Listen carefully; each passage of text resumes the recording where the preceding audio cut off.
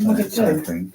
Huh? Hello, ladies and gents. We're on the module A328. How do empires begin? How do empires begin? Where did they begin? Got the British Empire, the Roman Empire. How did they begin? What struck people to begin empires? Greed, making of borders, controlling of borders, the desire to control humanity with their ways, or not right to the ways of others. People being strikingly different, maybe another thing as well, not understanding other humans.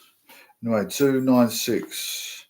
Economic power, transoceanic empires. Due plants which can grow up to 4 meters tall require warm, extremely humid conditions. The Ganges Delta in Bengal, in what was then the British India, was the main course of jute in the 19th century as it is today. It was grown there by small peasant farmers and transported to Calcutta, now Kolkata, from where it was shipped to Dundee. Jute, therefore, was grown and manufactured within the British Empire. Demand was also imperial and global. Jute, bagging and sacks were used to transport most of the raw materials in the 19th century trade, including cotton, wool, tea, coffee, and grain. Jute was so popular because it was cheap. The industry was also intensely competitive, as was the case for many industries in the 19th century Britain. Many rival firms clustered within a small area.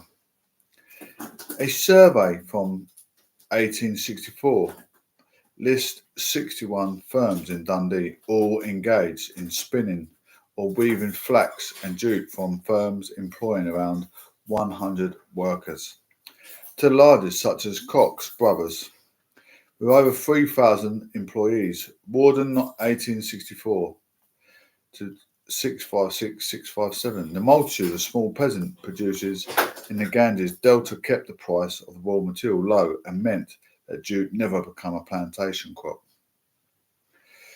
But raw jute prices in Dundee fluctuated widely depending on harvest and shipping. A poor purchase could lead to business failure.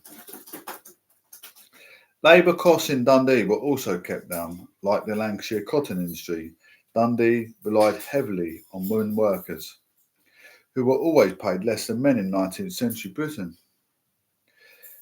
There were few alternative jobs in Dundee, which was dominated by jute in 1911. 40% of the town's workforce was employed in textiles. And women outnumbered men by 2 to 1. Even weavers, the most highly skilled female workers, earned much less than average male wages. Nevertheless, for all the competition and the low labour costs, within decades, Dundee was outclassed. This is partly due to import tariffs imposed by other industrialised countries. But the main challenge came with the development of a Calcutta jute industry. By the 1890s, Calcutta mills consumed around a third of the jute crop, rising to 59% in 1914. Stuart, much closer to the jute fields of Bengal and closer to the markets around the Indian and Pacific Oceans, Calcutta represented a rival with which Dundee found it hard to compete. The competition was widely debated in Dundee. The three extracts in the primary source are drawn from articles and letters in the local press in the 1900s. Victor Franacle was a jute merchant, George Froome a jute manufacturer, and Sir John Leng, the local MP and owner of the Dundee Advertiser, which printed the Dundee Yearbook from which these extracts are taken. Let's read this and then we can consider, what do the correspondents see as the main threats to Dundee jute industry? What solutions do they see? Having lost the continental market of France, Germany, Austria, Hungary, and Italy for the sale of jute goods and yawns because of tariffs. The were restricted in Europe to those countries which, for those reasons of their own, did not yet spin or manufacture all their requirements. These markets were until recently entirely supplied by us, but overproduction in Austria, Italy, and Germany brings us face to face with competition which threatens to rob us of the last outlet we had for jute good in Europe. It is a fact well known that these countries export at a great loss to themselves. Our remedy is certainly visible if all others fail, viz., an export duty on jute to all parts of the world where spinning or weaving are done. We have surely a right to a certain amount of consideration from India, as we believe we should meet with no objection from our Calcutta competitors. Jute is practically a monopoly, and as far as one can see, will never be grown anywhere else.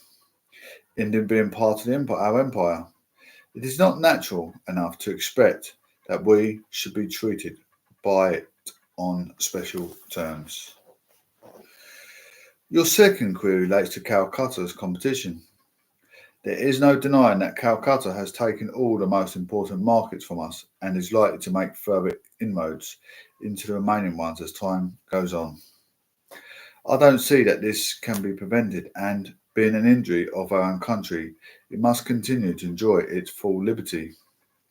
But it should have no more liberty than we have ourselves. And all we can ask for is that it should be placed under the same Factory Act. This should help us a little, and we should then feel that we have to deal with a legitimate competition. More we cannot expect. Tariffs have certainly deprived us of the bulk of our continental trade, which in the earlier days formed such a large proportion of our exports. For a good period, now our export trade has been chiefly with the United States, South America, and other markets, all of which have developed so enormously that without Calcutta's competition instead of Dundee marking time, the trade would have been steady and largely expanding. It's not for the foreigner we have got to fear, but the children of our own household in India, who are throttling our trade in conditions that are absolutely unfair, and against which the factory acts of our high civilization at home, as compared with the lax law in India, will prohibit any possibility of much further development of our industry here. We could survive all the foreign competition there is, or ever may be. But it is beyond the wit of man to fight aggressively, successful against the jute industry in India as it exists under the British Empire, nor would the plausible idea of an export duty on raw jute in India, with a rebate to British possessions, save us from Indian competition. It would only give us cheaper fibre than the foreigner, who of course has relation open to him. Sir John Leng seconded a motion in the Dundee Chamber of Commerce opposing protectionism. There are changes in trades and changes in the localities of trades. One fails and another prospers, one rises and another decays. The sugar house wind, the buckle maker wind, and the bonnet hill either exist no longer or are not known by those names. Nevertheless, the trade of the town as a whole, the number of people employed, and their wages have greatly increased. Taking the jute trade as a whole, what is a great complaint? What competition has it chiefly suffered from? The answer is Calcutta. The mills on the Hooley, several of which have been built by Dundee Capital and most of them planned, engined, spindled, loomed by Dundee engineers, financed and directed from Panmure Street. With a few yards of this exchange, these Dundee owned and managed Calcutta mills have been the chief invaders of Dundee markets, and in a sense, the most formidable dumpers of cheap jute goods in competition with those made in Dundee mills. Having visited Calcutta and seen a number of the mills on the Hooghly between Calcutta and Barnagar, I confess it seems to me their situation in a country where jute grows, with a native labour so much cheaper than ours, with such facilities both on land and in water carriage, and without the restrictions of our factory legislation, give them advantages, which make it exceedingly difficult for our local manufacturers to meet their competition. Is there any responsible statement prepared to propose that the mother country shall be protected against the competition of its own great dependencies? We might again return our questions about profits, costs and risks. In some ways, this is straightforward. Technical expertise allowed Dundee to develop an industry which drew a colony of raw materials and exported on a global scale. In contrast to sugar and rubber, there was relatively little involvement with producing the raw material. The profits were made in manufacturing. The success of the industry was built on keeping down the prices paid to Bengal peasants and the wages of Dundee workers. Yet we should also note that this was not enough to protect the industry against Indian competition. Dundee industrialists did try to upgrade their products, finding a new market, for instance, in backing the linoleum, but overall they could not compete with the Calcutta mills. In this, the jute industry was a precursor to many of our other 19th century British industries. Lancashire cotton, for instance, struggled against Asian competitors in the interwar years and dispersed in the second half of the 20th century.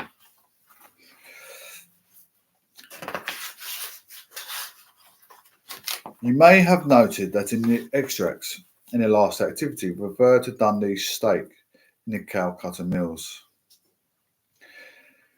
When the Calcutta mills were first built, expertise and machinery was imported from Dundee, and young men trained at the city's technical college continued to be recruited to managerial roles into the 20th century. But Dundee jute manufacturers, in fact, invested little in the Calcutta industry, appearing to regard it as too risky by the early 1920s.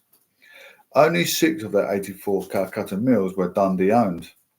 Most shares were owned in India, with many mills controlled by businessmen drawn to the Marwari community. Indian historian Rajat Ray has drawn attention to the ways of the British Empire created global opportunities for Indian business networks, many of which continue to flourish today. Yet focus on manufacturing captures only some of the links between Dundee and Empire. Many jute manufacturers made large fortunes in the 10 years between 1904 and 1911. For instance, Cox Brothers made total profits of £653,171, over 52.5 million in 2021 prices. The company was family owned, so it was able to pay generous dividends and still build up a large reserves, much of which was invested overseas. By 1907, there was 147 invested, 12.3 million in 2021 prices, 3/4 of it in the United States, Lehman and Donaldson, 1971. Some of this investment was channeled through an investment trust for which Dundee became a centre. By spreading investments widely and carefully, trusts reduced risks and provided investors with a steady return. As such, they were attractive to risk-averse investors, including those with little capital. An investigation into 3 Dundee-based trusts show most shareholdings were quite small, that 28.6% of those shares were held by women, of whom around three-quarters were unmarried or widows. Analysis of estates at death in Scotland for the half century between 1862 to 1914 suggests around 80,000 Scots had overseas investments, about 3.4% of the adult population. The choices made by the Dundee industrialists and more generally by Scottish investors are indicative of a broader trend. As we have noted, Britain long had trade links to the empire, exchanging raw materials and foodstuffs for manufactured goods. In the second half of the century, trade was joined by investment. It is estimated that between 1905 and 1913, Britain invested 7% of its national income overseas, a larger percentage than is the case for any developed nation today. Page 302. Britain's investors operated in a global world in which the empire was certainly important, but other countries of recent settlement were also attractive. Much investment was also related to the development of basic infrastructure. 3.1% was lent to governments, often for an infrastructure project. 31.7% went into railways and 6.3% into public utilities. Only 10% went into mining, much of it in southern Africa, and only 7.2% into industry. This pattern of investment was shaped by perceived risk. Countries with large immigrant communities, often indeed largely run by sectors from Britain, were seen as safe investments. So too were infrastructure projects, especially where, as in India railway, dividends were guaranteed by colonial governments. Thinking of terms in our questions about profits, costs and risks, there clearly were profits to be made in overseas investment. An imperial control on overseas settlement appeared to offer the best returns. The fact that risk was seen as low meant that many engaged in such investment, and the benefits were distributed relatively widely within Britain's welfare class. But investments was linked to power. British investment abroad seemed safe because the Royal Navy, guarded seaways and Bank of England were able to enforce financial discipline. In large parts of the world, this was less true after 1914, and many of the investment made earlier turned to be less secure. The Spaniards came across in this account as motivated solely by greed. This is evident by both in the Manco Inca's words and in their response. Precious metals were essential to the economic success of the Spaniards' American empire. At first, plundered gold, but increasingly minor silver.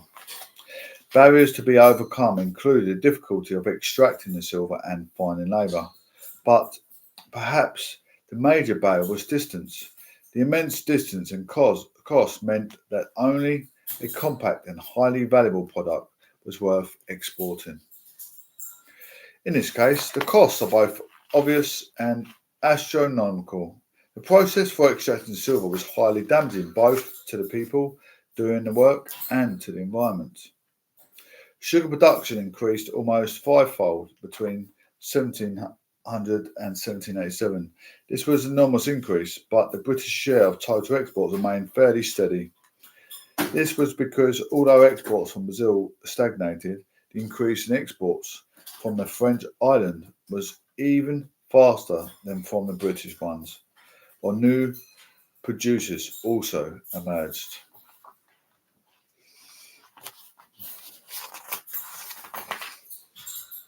A comparison of the two tables shows a rapid increase in the number of enslaved people compared to the almost stable white population. As a result, the ratio of enslaved to white people had changed dramatically. At the beginning of the period, there were approximately 3 enslaved people in the British colonies, 2 to 2 white people. By the early 19th century, the ratio was close to 12:1. The colony that experienced the greatest change and ended with the greatest disparity was Jamaica. It is difficult to directly compare the figures in Table 9.2 to 9.3 with those in Table 9.4. However, between 1640 and 1760, over 1.2 million Africans arrived in the British colonies and over 600,000 white people.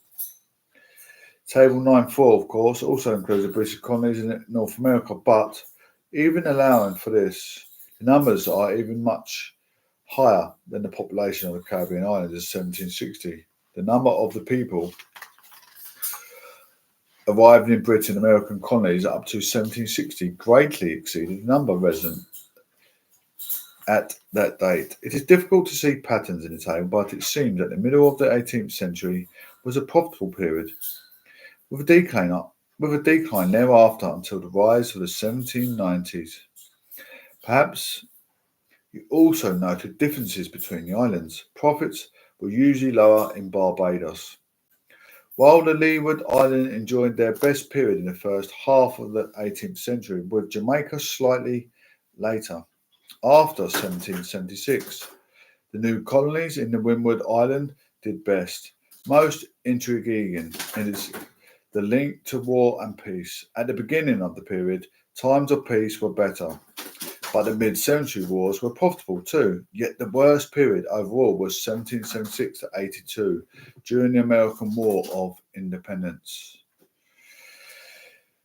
Dow starts by emphasising the wealth of India. He sees the dominion of foreigners, more interested in seeking short-term profit than ensuring the long-term wealth of the province. As the cause of decline, Khan also blames the new rulers for lack of commitment to the country. Their main goal is to return home wealthy. There is no inclination to fix themselves in this land. Agents of the ERC who were able to remit profits home were the most obvious beneficiaries of the company rule. Whether the ERC itself benefited is debatable. Early financial gains were soon eaten up by the rise in military expenditure. The EIC won an empire in India, but there were many in India and Britain who questioned whether this was beneficial. The costs of ERC rule were borne largely by inhabitants of Bengal, particularly those who died in the disastrous first years. But as data reminds us, there were some in India who benefited from the greater trade resulting from British demand. As in the earlier case studies, the profits, hurdles, and cost settlement are relatively easy to identify. Wool become an export commodity based on cheap land and failing transport costs. The chief costs were borne by the native Australians who lost their lands, their way of life, and often their lives. We might also note that ecological costs of settlement, which were often dramatic in what proved to be a vulnerable environment. But the questions also make apparent an important distinction in contrast to Peru, the West Indies, or Bengal, who certainly Australia are not planning to transfer wealth or home. Settler societies in that case were a partial exception to the desire of repatriate wealth encountered in many transoceanic empires. Benman shows that their farming practices allowed them to adjust the labour they invested into cultivating rubber according to the price. When prices were low, they transferred their attention to other work and waited. Plantations were higher investment, but could not afford to do this. The threat to the Dundee jute industry. Two problems are identified. Firstly, tariffs both exclude Dundee jute from other European markets and lead to dumping, in which exceeds goods from protected markets are sold below the cost of production, but Calcutta is recognised as the biggest threat. There is no consensus. Frankel purposed a tariff of raw jute exports in India, but this is dismissed since it will invite retaliation and will not help against Calcutta. Dome suggests a tougher factory act in India, but Frankel does not expect it to make much difference. Leng is most forthright. Calcutta is the more efficient producer, and Britain cannot discriminate against its own colony. The table is organised to show the scale of the investment in empire and does reveal that some colonies, such as Canada and Australia, were extremely attractive to British investors. But less than half the British capital went to the empire, and the United States was the largest single recipient. Striking, too, is that most popular markets with and outside the empire were countries of recent settlement. And in non-white colonies, only India is listed, with just not 4.9% going to the rest of the empire. The 6 large European states is also not a major field, receiving less than Argentina.